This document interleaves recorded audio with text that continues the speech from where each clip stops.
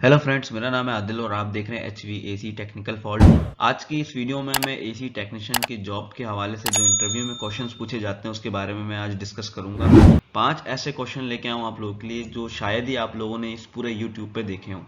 बहुत ही ज़्यादा important information है, बहुत ही ज़्यादा इंपॉर्टेंट क्वेश्चन है और इस क्वेश्चन का आंसर आप लोगों को आना भी लाजमी चाहिए अगर आप लोग गल्फ कंट्री में कहीं पे भी अप्लाई करना चाहते हो या आप लोगों का इंटरव्यू वगैरह कहीं पे भी जब भी हो तो ये सारी चीज़ें आपको लाजमी पता होनी चाहिए। तो मैंने ऑलरेडी यहाँ पे लिखा हुआ है कौन कौन से 5 क्वेश्चन हैं। What is the best way to troubleshoot an AC system?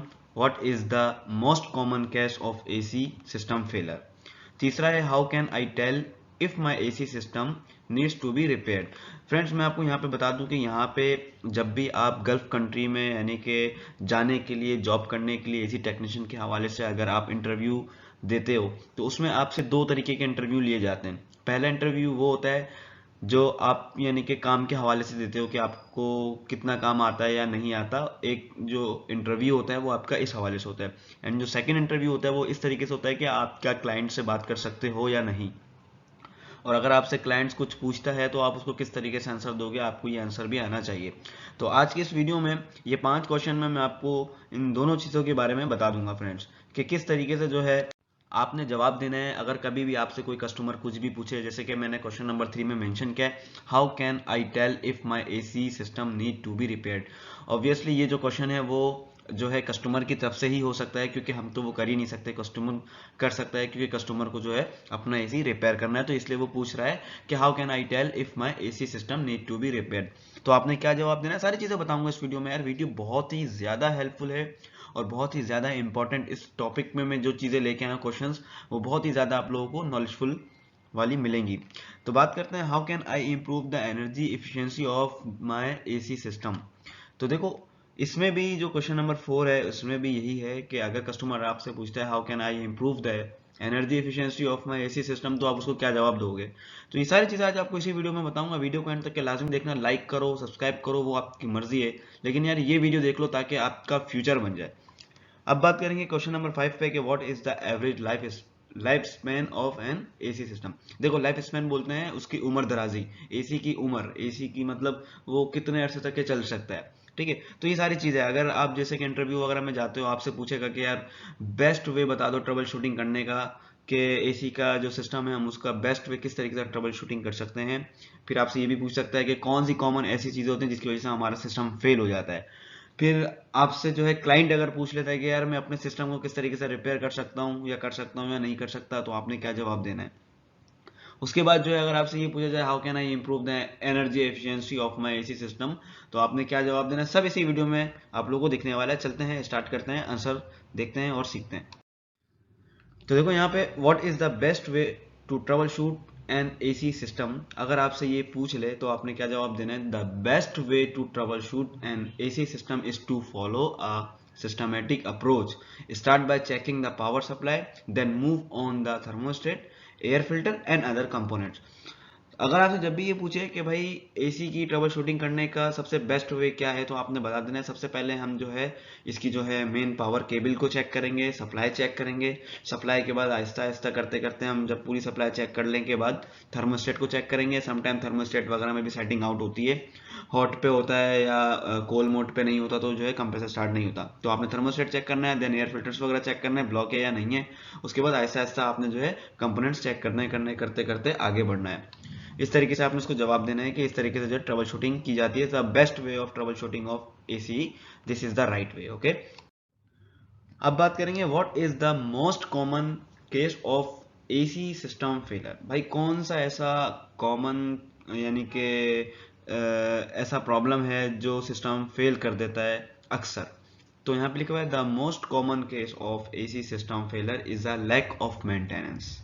Regular maintenance can help prevent costly repairs and prolong the life of your system.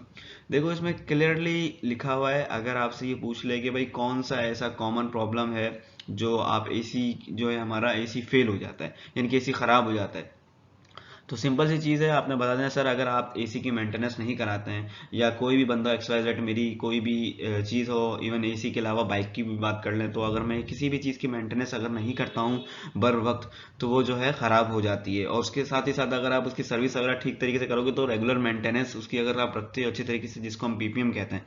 अगर आपको नहीं पता पीपीएम किसको बोलते हैं, तो आप जो इसी वीडियो के स्क्रीन पे आपको मिल जाएगी पीपीएम क्या चीज़ होती है, पीपीएम एसी का किस तरीके से करते हैं, तो लाजमी वो वीडियो देख लेना, आप लोगों को समझ आ जाएगा। तो आपने बताना है सर कि जब तक कि अगर आप अपने यूनिट्स का पीपीएम नहीं करोगे, हर 2 महीने 3 महीने में पीपीएम नहीं करोगे, जिसकी वजह से जो है ना करने की वजह से आपका जो सिस्टम है वो फेल हो जाएगा, वो ख़राब हो जाएगा, ख़त्म हो जाएगा। तो हमारे सिस्टम को फेल होने से बचाने के लिए जो है एवरी 3 मंथ्स हम लोग प्रिवेंटिंग मेंटेनेंस करते हैं, ठीक है। तो उस प्रिवेंटिंग मेंटेनेंस में जो है जितनी भी चीज़ें रिपेयर्स वगैरह करनी पड़ती हैं वो हम कर देते हैं। और प्रिवेंटिंग मेंटेनेंस इसलिए किया जाता है कि जो हमारा यूनिट है वो आगे के लिए प्रोलॉन्ग टाइम स्मूथली रन कर सके, ठीक है। तो आपने ये बताना है। पीपीएम नहीं पता, पीपीएम की फुल फॉर्म होती है प्लान प्रिवेंटिंग मेंटेनेंस, बहुत से लोग प्रिवेंटेटिव भी बोलते हैं, और बेसिक स्मॉल इसका जो यानी कि वर्ड है वो पीपीएम है। तो ऑलरेडी वीडियो बनाई हुई है, इसी वीडियो के स्क्रीन पे मिल जाएगी, नहीं तो अभी आई बटन पे आपको नजर आ रहा होगा, जाके देख लेना एसी में पीपीएम क्या क्या चीज़ों की जाती है। अब बात करेंगे how can I tell if my AC system need to be repair. तो सिस्टम अगर इस तरीके से आपके पास आ जाए और लिखा हो उसमें how can I tell if my AC system need to be repair, या फिर आपसे वर्बली या फिर इंटरव्यू हो रहा हो, या फिर अगर आपसे जो है कस्टमर ये सवाल पूछ ले how can I tell if my AC system need to be repair, तो आपने क्या कहना है कि some science that your AC system needs to be repaired include reduced airflow, strange noise and a lack of cool air।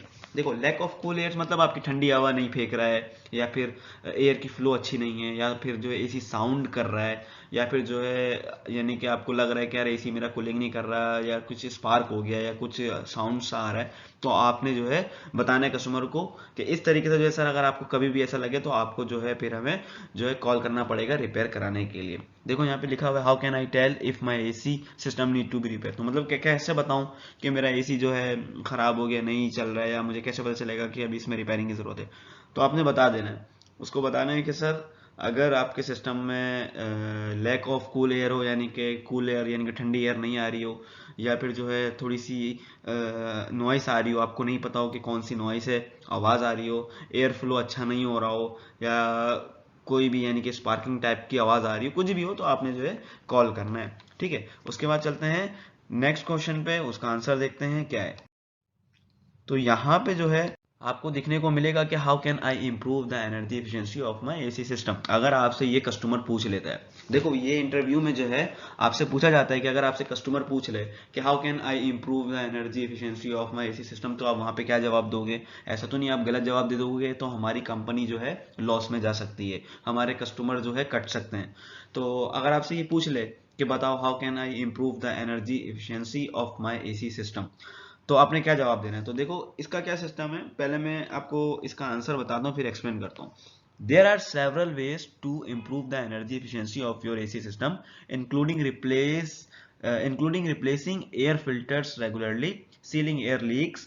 Sealing air leaks क्या है अभी भी बताता हूँ, and upgrading to a more efficient model। देखो सबसे पहले चीज समझ लो कि सीलिंग लीक्स क्या है। आपने देखा होगा कि आप किसी रूम में बैठे हो, वहाँ एसी चल रहा है, लेकिन वहां पे उसके दरवाजों के नीचे से गैप है, छत उसकी टूटी पड़ी है, तो उसको कहते हैं एयर लीक्स होना। हॉट एयर अंदर आ रही है तो एयर लीक्स हो रही है, बाहर जा रही है, अंदर की एयर बाहर जा रही है और बाहर की एयर अंदर आ रही है, तो वो लीकेज है, वो एयर की लीकेज है, ठीक है। ऐसा नहीं है सिर्फ गैस लीकेज होती है, तो एयर लीकेज भी होती है। तो आपने कस्टमर को जो है अच्छे से एक्सप्लेन करना है कि सर आपको जो है आपका जो रूम है उसको अच्छे तरीके से एयर लॉक होना चाहिए, वो ऐसा ना हो कि एयर लीक हो रही हो, हॉट एयर अंदर आ रही हो, या फिर जो है बाहर की जो हॉट एयर अंदर आने के बाद साथ साथ जो है पूरी मिक्स हो रही है कोल्ड एयर में, या कोल्ड एयर बाहर जा रही हो। तो इस तरीके से जो है आपका जो एसी है उसकी जो एफिशिएंसी है वो डाउन होती जाएगी, ठीक है। Second thing, compressor cut out नहीं होगा, कंप्रेसर भी उड़ सकता है। उसके बाद जो है अगर बात करें कि फिल्टर वगैरह अगर गंदे हैं, तो आपने फिल्टर वगैरह को भी हर 15-20 दिन के अंदर अंदर नॉर्मली निकाल के क्लीन करना है गुड एफिशिएंसी के लिए, तो आपने ये बताना है। उसके बाद बात करेंगे what is the average lifespan of N AC system. यार ये बहुत ही ज़्यादा और इम्पोर्टेंट क्वेश्चन है, इसका आंसर ध्यान से सुन लो। देखो इसमें क्या पूछ रहा है कि what is the average life span. Life span क्या होता है? उम्र दराजी, यानी कि एसी की लाइफ कितनी होगी, एक नए एसी की लाइफ कितनी होगी ऑफ एन एसी सिस्टम। अगर आपसे पूछता है कि यार ये बता दो कि अगर मैंने न्यू एसी लिया तो उसकी लाइफ कितनी होगी, यही क्वेश्चन है, what is the average lifespan of N AC system. तो आपने जवाब क्या देना है, सुन लो। देखो यहाँ पे सारे जंग लगे हुए एसी ना, रस्ट खाए में पूरा।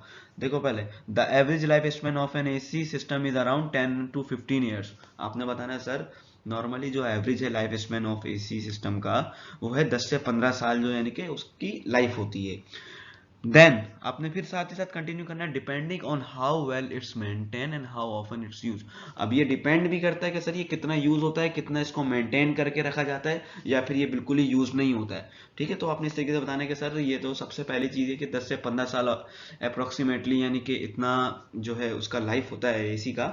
लेकिन ये डिपेंड भी करता है कि अगर आप एसी की सर्विस नहीं कर रहे हो, या फिर अच्छे से उसको मेंटेन करके रखा हुआ है, या फिर यूज में कम है, या फिर यूज में ज्यादा है, तो उसके हिसाब से जो है उसकी कंडीशन भी चेंज होती रहती है। तो फ्रेंड्स उम्मीद है वीडियो अच्छी लगी होगी।